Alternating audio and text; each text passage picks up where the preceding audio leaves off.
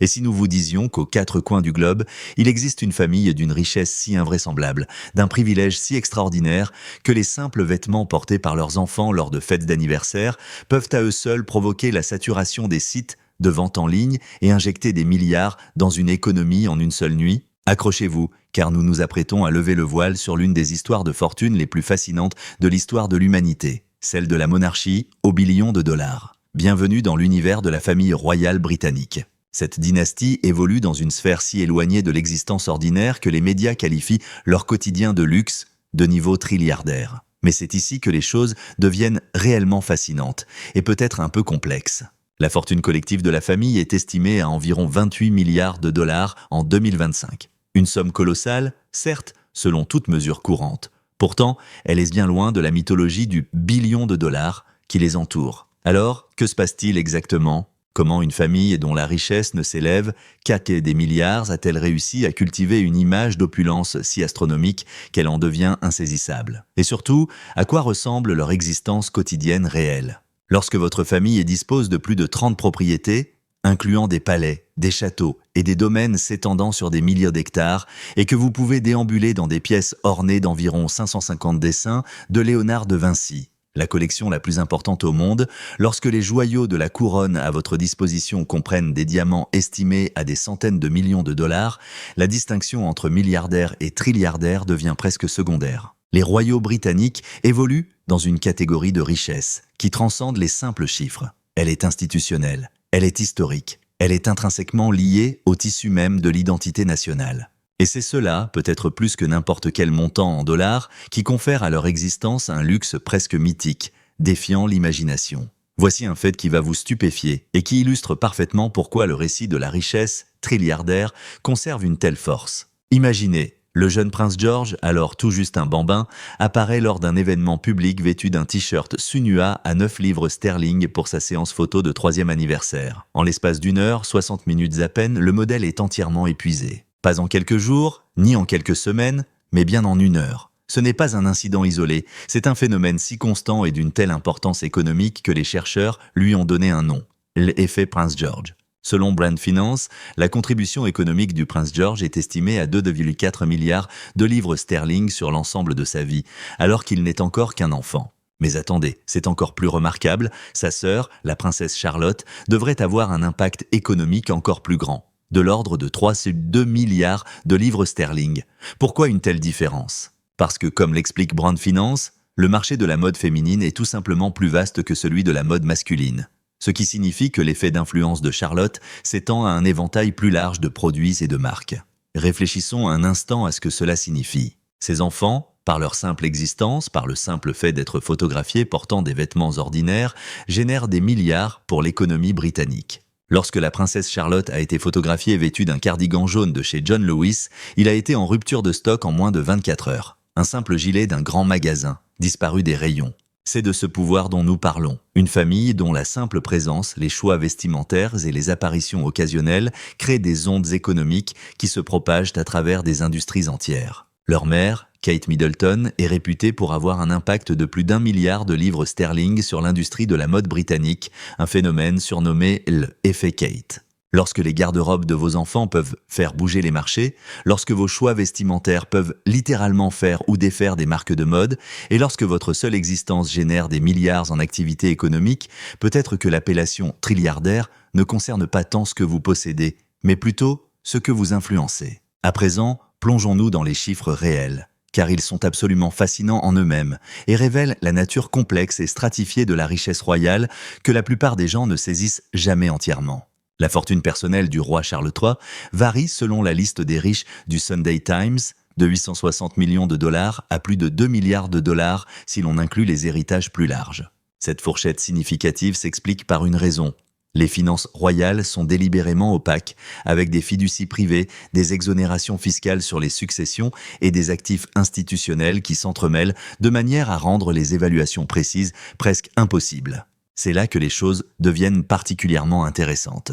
Au décès de la reine Élisabeth II, en 2022, elle a légué à Charles une fortune comprenant des domaines privés tels que le château de Balmoral et Sandringham House, estimés à 445 millions de dollars combinés. Mais voici le rebondissement qui ferait tourner la tête de n'importe quel conseiller financier. Le roi Charles a hérité de cette richesse en franchise d'impôts, grâce à un accord de 1993 exemptant les transferts de souverain à souverain de l'impôt sur les successions de 40%. Cette seule échappatoire fiscale a permis à Charles d'économiser environ 200 millions de dollars. Laissez ce chiffre imprégner votre esprit. Une exonération fiscale qui représente plus que ce que la plupart des gens pourraient gagner en 100 vies. Vient ensuite le prince William, dont la situation est tout aussi remarquable. Sa fortune personnelle dépasse le milliard de livres sterling, en grande partie grâce à son contrôle du duché de Cornouailles, un domaine vieux de 700 ans qui génère environ 23 millions de livres par an. Ajoutez à cela ses héritages de la princesse Diana et de la défunte reine-mère, et vous obtenez un homme qui est littéralement né dans une position valant 1 milliard de dollars. Le duché de Cornouailles lui-même y mérite une attention particulière, car il illustre un aspect profond de la richesse royale. Il ne s'agit pas seulement d'argent ancien. Il s'agit d'une fortune ancestrale structurée de manière à assurer une accumulation perpétuelle. Établi en 1337, le duché couvre 54 521 hectares, principalement dans le sud-ouest de l'Angleterre, générant des revenus par le biais de locations, d'opérations agricoles et d'initiatives durables. Le domaine est techniquement exempt d'impôt sur les sociétés, bien que l'héritier paie volontairement l'impôt sur le revenu sur certaines de ses portions. C'est une richesse générationnelle, façonnée au fil des siècles, conçue non seulement pour se préserver, mais pour croître de manière exponentielle à chaque génération. Mais voici une perspective cruciale, souvent absente des discussions sur la richesse royale. Malgré tous ces privilèges extraordinaires, les royaux britanniques ne se classent en réalité qu'au 8e rang des familles royales les plus riches du monde. La maison des Saouds en Arabie Saoudite est en tête avec une fortune estimée à 1400 milliards de dollars. Oui, 1 billion avec un B en français, provenant des revenus pétroliers et des investissements mondiaux. La famille Al-Sabah du Koweït suit avec 360 milliards de dollars, puis les Al Thani du Qatar avec 365 milliards de dollars. Les royaux britanniques, avec leurs 28 milliards de dollars, ne figurent même pas dans le top 5. Ce qu'ils possèdent, cependant, est sans doute plus précieux que la richesse brute. Ils jouissent d'une légitimité institutionnelle, d'une reconnaissance de marque mondiale et d'un récit millénaire qui captive l'imagination partout dans le monde. La monarchie est désormais estimée à environ 57 milliards de livres sterling et même à 87 milliards si l'on inclut sa contribution économique totale, générant environ 1,8 milliard de livres sterling pour l'économie britannique chaque année. C'est le pouvoir d'influence, ou soft power, traduit en monnaie sonnante et trébuchante. Avant de poursuivre, une dernière pièce du puzzle de la richesse exige notre attention, car elle révèle à quel point le financement royal a évolué de manière spectaculaire ces dernières années.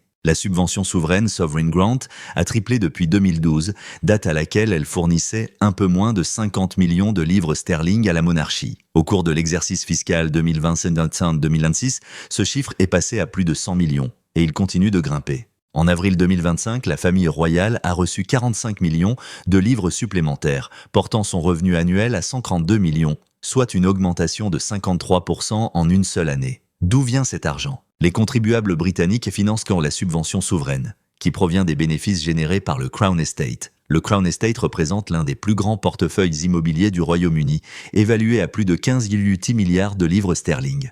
Il comprend des propriétés commerciales, des terres agricoles et, de manière cruciale, des développements de parcs éoliens offshore qui sont devenus extraordinairement rentables ces dernières années. En 2024-2025, le Crown Estate a généré 1,1 milliard de livres sterling de bénéfices nets pour le Trésor. Une partie de cette somme est reversée à la monarchie. La logique est simple. Plus le Crown Estate prospère, plus la famille royale s'enrichit, tout en générant des revenus substantiels pour le gouvernement britannique. Cette relation symbiotique entre la couronne et le trésor existe depuis 1760, lorsque George III a cédé les revenus des domaines en échange du soutien gouvernemental. C'est un arrangement qui, selon les calculs modernes, s'est avéré spectaculairement avantageux pour les deux parties. Bien que les critiques continuent de débattre pour savoir si une famille devrait bénéficier de manière aussi substantielle de ce qui est, en fin de compte, une infrastructure nationale, nous allons vous révéler que les détails de leur existence sont bien plus étranges, plus élaborés et bien plus méticuleusement orchestrés que vous ne pourriez l'imaginer derrière les murs du palais. Commençons par la femme qui, pendant 70 ans, fut au sommet de toute cette opération,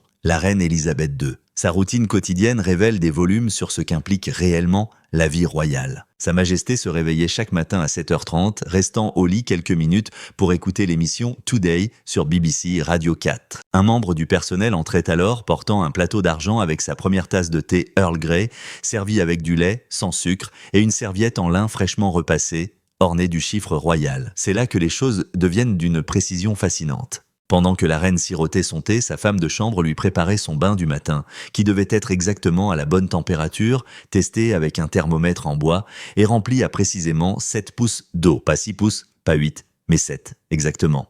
Ce niveau de précision s'étendait à tous les aspects de sa vie.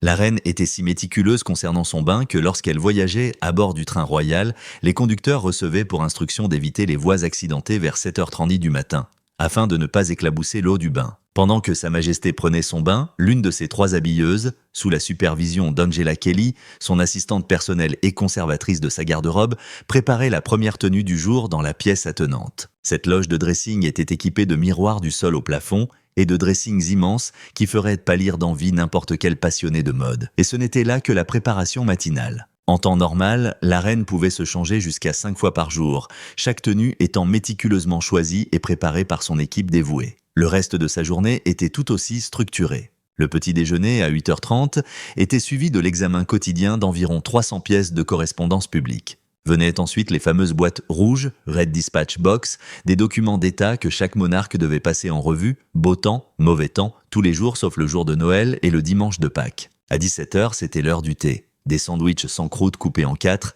des scones tièdes avec de la crème et de la confiture et une tranche de gâteau aux fruits de Dundee. Ce n'était pas une simple tradition, c'était la structure même qui a permis de maintenir l'un des emplois les plus exigeants au monde pendant 7 décennies. Abordons maintenant les biens qui distinguent véritablement la richesse royale de la richesse ordinaire. Ces éléments que nulle somme d'argent ne peut simplement acheter. La collection royale détient environ 550 dessins de Léonard de Vinci, la collection la plus importante de ses œuvres au monde. Il ne s'agit pas de reproductions, mais de pages réelles touchées par la main de Léonard lui-même. Des croquis qu'il a réalisés pour la scène, des études d'anatomie humaine, des dessins pour des machines volantes. Ils furent acquis sous le règne de Charles II et sont restés réunis en collection depuis la mort de Léonard en 1119. Vient ensuite la collection d'art dans son ensemble, qui comprend des œuvres de Michel-Ange, Rembrandt, Raphaël, un véritable trésor qui s'étend sur plus d'1 million d'objets et est évalué à plusieurs milliards. Alors que la plupart des gens ne verront jamais la Joconde de près, les membres de la famille royale passent devant des chefs-d'œuvre de la Renaissance en allant prendre leur petit déjeuner. Et bien sûr, il y a les joyaux de la couronne. Le diamant Koh-i-Noor, signifiant montagne de lumière en personne, est l'un des plus grands diamants taillés au monde, pesant 105,6 carats. Sa valeur estimée varie de 115 à 330 millions de dollars, bien que de nombreux experts le considèrent comme véritablement inestimable étant donné son importance historique. Cette pierre unique a été portée exclusivement par des femmes de la famille royale britannique, prétendument en raison d'une ancienne malédiction qui apporterait le malheur aux propriétaires masculins. Ensuite, il y a le diamant Cullinan, le plus grand diamant brut jamais découvert, pesant 306 carats. Taillés en 105 gemmes distinctes, les diamants Cullinan sont collectivement évalués à 2 milliards de dollars. La plus grande pièce, la grande étoile d'Afrique, de 530 carats, orne le sceptre du souverain. La deuxième plus grande pièce embellit la couronne impériale d'État. L'ensemble de la collection des joyaux de la couronne est estimé entre 4 et 8 milliards de dollars, et ils ne peuvent être vendus. Ils sont détenus en fiducie pour la nation, enfermés dans la Tour de Londres et ne sont sortis que pour les couronnements et les occasions d'État. C'est une richesse qui existe dans une catégorie au-delà du commerce, un patrimoine qui transcende la simple propriété. Parlons maintenant de l'immobilier, car le portefeuille de propriété royale défie l'entendement ordinaire. Le palais de Buckingham à lui seul est évalué à environ 89 milliards de dollars, comprenant 775 pièces réparties sur plus de 77 000 mètres carrés. Il y a ensuite le château de Windsor, le plus ancien château habité au monde, datant de plus de 1000 ans où la famille royale passe souvent ses week-ends et les fêtes de Pâques. Le château de Balmoral en Écosse, un domaine privé s'étendant sur 50 000 acres, sert de retraite estivale, le lieu où la reine Élisabeth II est finalement décédée et où des traditions royales comme la chasse aux cerfs et les pique-niques dans la bruyère sont pratiquées depuis des générations. Le domaine de Sandringham à Norfolk, 19 000 acres de propriété royale, accueille les célébrations royales de Noël, une tradition remontant à l'époque où le fils de la reine Victoria, Édouard VII, en a fait le lieu de rassemblement hivernal de la famille. On trouve également le palais de Kensington, où le prince William et la princesse Catherine ont leurs appartements londoniens, une résidence d'une valeur d'environ 630 millions de dollars. Clarence House, le palais St. James, Hampton Court, le palais de Holyrood à Édimbourg. La liste est longue.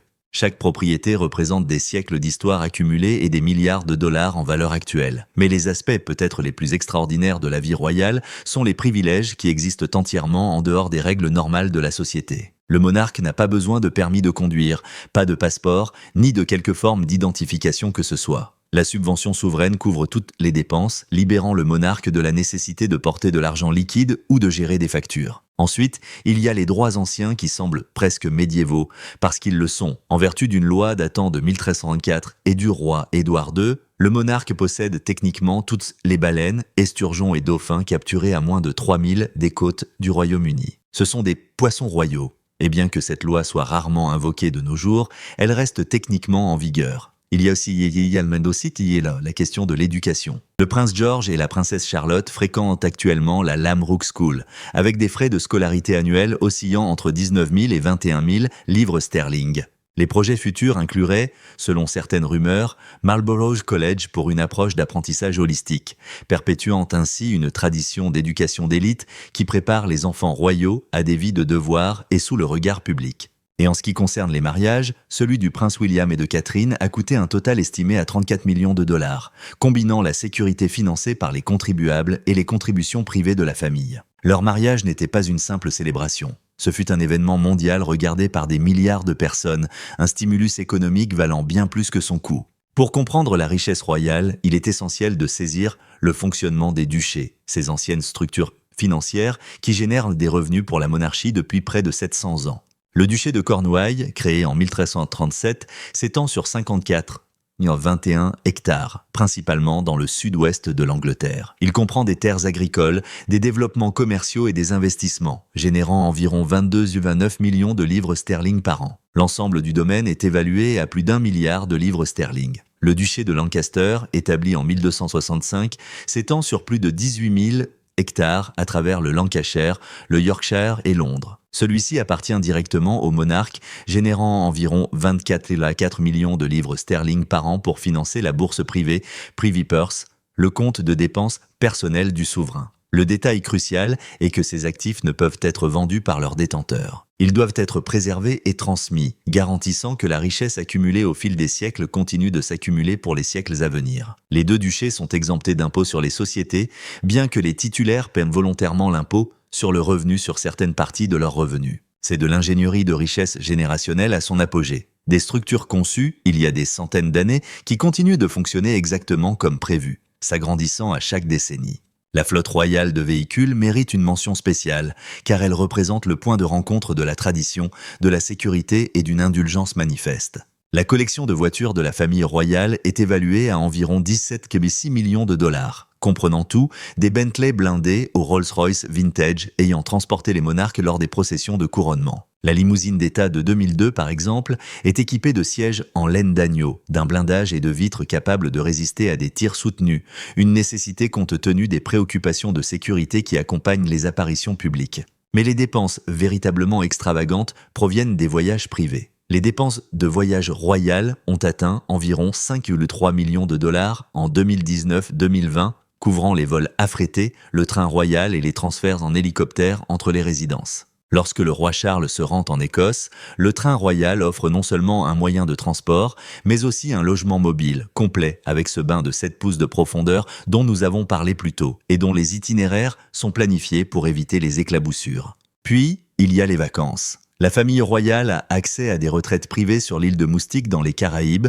avec service de majordome et de chef cuisinier, à des chalets de ski à Courchevel et à des évasions isolées sur les îles Scilly. Ce ne sont pas des vacances typiques. Ce sont des opérations méticuleusement planifiées impliquant des équipes de sécurité avancées, des avions privés et des hébergements qui coûtent non plus par nuit que ce que beaucoup de gens gagnent en plusieurs mois. Nous devons maintenant faire face à la réalité que même la famille la plus célèbre du monde est confrontée à la crise, au scandale et à un besoin urgent de transformation. La monarchie en crise et en transformation. Le 30 octobre 2025, le palais de Buckingham a publié un communiqué qui a provoqué une onde de choc dans le monde royal. Le roi Charles III avait initié un processus formel pour déchoir son propre frère de ses titres royaux. Le prince Andrew, autrefois le fils préféré de la reine et jadis quatrième dans l'ordre de succession au trône, serait désormais connu simplement sous le nom d'Andrew Mountbatten Windsor. Ce n'était pas un simple geste symbolique. Andrew a reçu une notification officielle de quitter la Royal Lodge, cette demeure de 30 pièces située dans le Windsor Great Park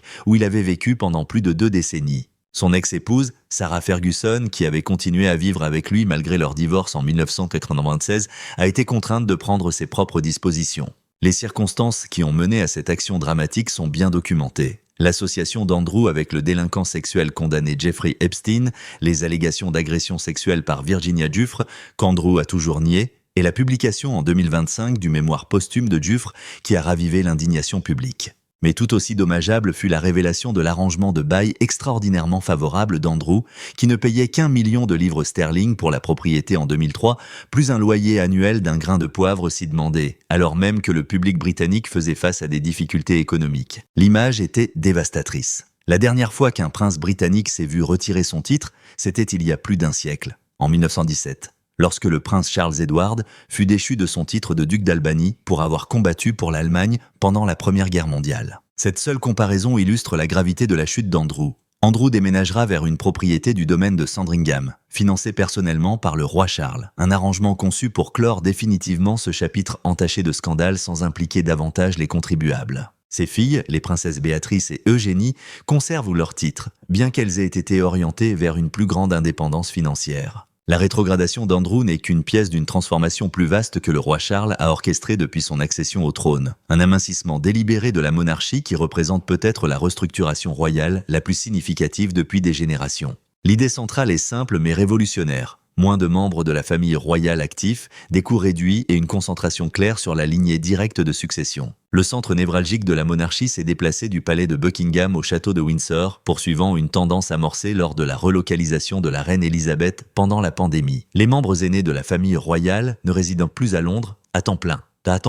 Les écuries royales quitteront Buckingham Palace après 200 ans et la rénovation de 700 millions de dollars du palais, dont l'achèvement est prévu pour 2027, n'aura pas pour résultat d'y faire vivre le monarque. C'est un déplacement symbolique loin d'une vie royale centrée sur Londres. Les réductions de personnel ont ciblé ce que les sources du palais décrivent comme des couches de gestion excessives. Le roi a déclaré qu'il ne dirigeait pas une association de logement. Les appartements subventionnés pour les membres de la famille élargie prennent fin. Leur utilisation future impliquant des locations au prix du marché à des locataires approuvés. Les membres de la famille élargie, y compris les princesses Béatrice et Eugénie, sont censés atteindre l'indépendance financière. Les contrôles s'étendent désormais à la subvention souveraine, aux fonds publics et aux duchés privés de les revenus du duché de Lancaster, ce qui contribue à réduire les dépenses globales tout en mettant l'accent sur l'optimisation des fonds. Alors que la monarchie se redimensionne, une unité familiale s'est imposée comme son avenir incontesté. Le prince William, la princesse Catherine et leurs 3 enfants, George, Charlotte et Louis. L'année 2025 a été marquée par une élévation délibérée de la famille de Galles au rang de visage public de la monarchie. Leurs apparitions ciblées lors d'événements emblématiques tels que la parade militaire du Trooping the Colour et le tournoi de Wimbledon ont habilement projeté une image d'unité et de normalité. Cette mise en scène méticuleuse vise à consolider l'affection du public tout en préparant le terrain pour le règne futur de William. Le prince William a assumé des rôles mondiaux de plus en plus importants, représentant la monarchie lors d'événements majeurs comme la COP30 et effectuant des visites d'État au nom de son père. La princesse Catherine, après son traitement contre le cancer en 2024, a concentré son travail public sur des initiatives de développement de l'enfance, ce qui a également motivé le déménagement permanent de la famille à Windsor. Cette concentration de l'attention publique sur la lignée des Galles poursuit plusieurs objectifs cruciaux. Elle assure une stabilité bienvenue durant une période de transition mouvementée, elle renforce la crédibilité de William en tant que futur monarque. Et elle protège les enfants des controverses qui entourent d'autres membres de la famille, tout en les établissant comme des figures populaires et appréciées à part entière. Vous souvenez-vous de ces chiffres d'impact économique dont nous avons parlé précédemment? Les contributions projetées du prince George, estimées à 2,4 milliards de livres, et de la princesse Charlotte à 3,2 milliards de livres à l'économie britannique tout au long de leur vie. Ces chiffres ne sont pas de simples anecdotes. Ils constituent la pierre angulaire financière de l'argumentaire de la monarchie pour sa propre pertinence. L'un des aspects les plus controversés de la richesse royale est sans conteste la subvention souveraine, le mécanisme de financement public qui assure le fonctionnement de la monarchie. En 2025, cette subvention a augmenté de 4 millions de livres, atteignant ainsi 132 millions de livres, soit une hausse de 53% qui a immédiatement suscité un examen minutieux. Ces fonds proviennent du trésor public alimenté par les contribuables britanniques et sont eux-mêmes issus des bénéfices générés par le Crown Estate. Voici son fonctionnement. Le Crown Estate, évalué à environ 15,88 milliards de livres, génère plus d'1 milliard de livres annuellement pour le Trésor grâce à ses activités commerciales, notamment les parcs éoliens offshore, les développements urbains et l'agriculture. Un pourcentage de ces bénéfices, récemment ajusté à 12%, contre 25% auparavant, pour tenir compte des revenus des parcs éoliens destinés à l'énergie verte, est reversé à la monarchie sous forme de subventions souveraines. Une grande partie de l'augmentation du financement en 2025 sera allouée à la rénovation en cours du palais de Buckingham, un projet d'une valeur de 369 millions de livres, dont l'achèvement est prévu pour 2027. Ce chantier de restauration, débuté en 2017, vise à résoudre des problèmes d'infrastructure critiques au sein d'un bâtiment qui est à la fois une résidence royale et un symbole national. Les critiques estiment que cela représente une subvention de la richesse royale par les contribuables. Les défenseurs, en revanche, rétorquent que le Crown Estate contribue bien plus aux finances publiques que ce que la monarchie ne reçoit. Le coût total de la monarchie, incluant les dépenses de sécurité non chiffrées, est estimé à 510 millions de livres par an, alors que le domaine génère plus d'1 milliard. Si les chiffres peuvent favoriser la monarchie, la perception du public en période de difficulté économique est une toute autre affaire. L'accent mis par Charles sur l'optimisation des fonds est une réponse directe à cet examen minutieux. Au-delà des réformes opérationnelles, Charles a également initié des changements symboliques, marquant ainsi son règne d'une empreinte distinctement personnelle. À partir de décembre 2025, les passeports britanniques arboreront les armoiries de Charles, accompagnés de paysages emblématiques des 4 nations du Royaume-Uni. Le Ben Nevis pour l'Écosse, la chaussée des Géants pour l'Irlande du Nord. Ces nouveaux passeports intègrent des fonctionnalités de sécurité renforcées tout en célébrant le patrimoine national, différenciant ainsi le règne de Charles du mandat de 70 ans de sa mère. Le recours aux lettres patentes pour déchoir Andrew de ses titres constitue un autre précédent significatif. Faisant écho aux définitions de George Boltwin de 1917 en temps de guerre, cette action se concentre spécifiquement sur la révocation ou la protection institutionnelle. Charles a ainsi démontré sa volonté d'utiliser la prérogative royale de manière décisive lorsque la réputation de l'institution est en jeu. Dans son discours de Noël de décembre 2025, le roi a lancé un appel à la réconciliation au milieu de divisions grandissantes,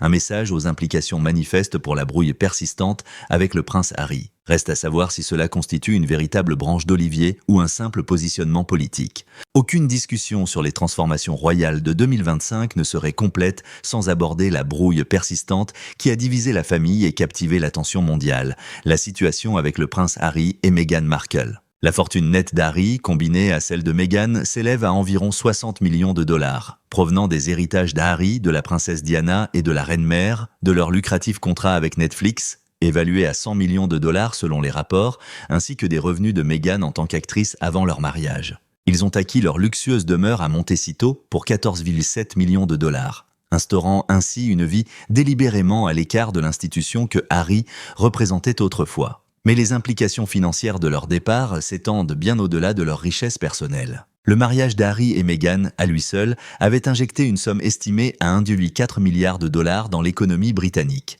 Leur retrait a donc signifié la perte de cette impulsion économique continue, de leur influence sur la mode, de l'attrait touristique qu'ils généraient et des associations de marques qui rapportaient des millions. Harry continue de mener des batailles juridiques pour sa sécurité lors de ses visites au Royaume-Uni. Tandis que des interrogations planent sur une éventuelle réconciliation lors des réunions de famille, le discours de Noël du roi, appelant à l'unité au milieu de divisions grandissantes, a été interprété par beaucoup comme un message s'adressant au moins partiellement à son fils cadet. La situation d'Harry illustre une tension fondamentale de la vie royale moderne. L'autonomie individuelle face au devoir institutionnel, le bonheur personnel face à l'obligation générationnelle. C'est un conflit qui est appelé à définir la politique royale pour les décennies à venir. Alors, où tout cela nous mène-t-il ? Quel est l'avenir de la richesse royale à l'ère d'un examen minutieux accru, d'une incertitude économique et de changements générationnels ? La structure financière de la monarchie demeure fondamentalement solide. Les duchés de Lancaster et de Cornouailles continuent de générer des dizaines de millions de livres annuellement, avec des actifs qui s'apprécient au fil du temps. Les héritages fiscalement avantageux assurent la préservation de la richesse à travers les générations. De plus, les investissements du Crown Estate dans les énergies renouvelables laissent entrevoir des revenus encore plus importants à l'avenir. Cependant, le contrat social qui sous-tend le privilège royal est confronté à une remise en question sans précédent. Pourquoi une famille devrait-elle être exempte de droits, de succession, alors que les citoyens ordinaires ne le sont pas? Pourquoi des fonds publics devraient-ils entretenir des palais somptueux tandis que des crises du logement touchent des millions de personnes? Ces questions n'ont pas de réponse facile, et la survie même de la monarchie pourrait dépendre de la manière convaincante dont elles seront abordées. La monarchie génère une somme estimée à 1,8 milliard de livres annuellement pour l'économie britannique, un chiffre qui offre de puissants arguments à ses défenseurs. Le tourisme, l'influence sur la mode, le prestige international, les arguments économiques en faveur de son maintien sont substantiels.